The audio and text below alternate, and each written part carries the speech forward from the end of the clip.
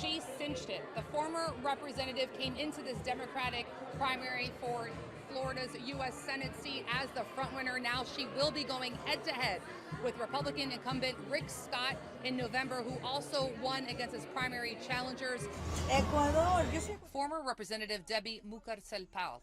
We'll make history. There's never been a Latina at the top of the ticket here in the state of Florida running for U.S. Senate. Went into the Democratic primary for U.S. Senate Tuesday as the frontrunner. They call me DMP. Of the four candidates, she's the one who's been advertising. I'm an immigrant, a Latina. Raising more money than the other three Democratic candidates combined. I feel optimistic, energized. And not just about the primary.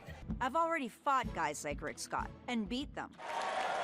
She already had her focus on beating Republican incumbent Rick Scott, campaigning against the former governor who was expected to trounce his two primary challengers in Chicago Monday as the Democratic National Convention got underway to stump for Donald Trump. Do you have a choice? As DMP focused on making Scott a one-term senator. I've worked in Miami for so long, and I have so many Republican friends, and we can have differences in policy issues, but we're all very good friends. And I want Floridians to remember that. We're one state. We should talk about issues.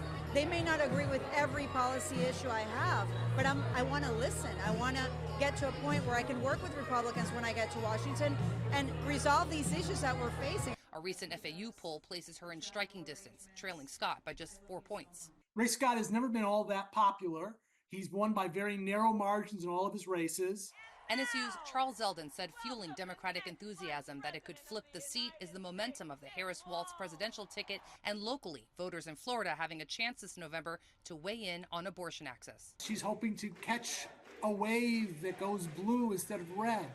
But the reality check here is, will there be resources to run a good campaign against Rick Scott? And until I see the DNC start rubbing some money to Florida, I'm not going to hold my breath too hard. I've always relied on myself since I was very young. I've built this campaign right now with my team from the very beginning. And DNC, if you're watching, we are ready for those investments. In a statement, Rick Scott telling Local 10 News, quote, "We have received more votes than every Democratic candidate combined and are ready to deliver a big win in November," both thanking their supporters. In Coral Gables, Christina Vasquez, Local 10 News.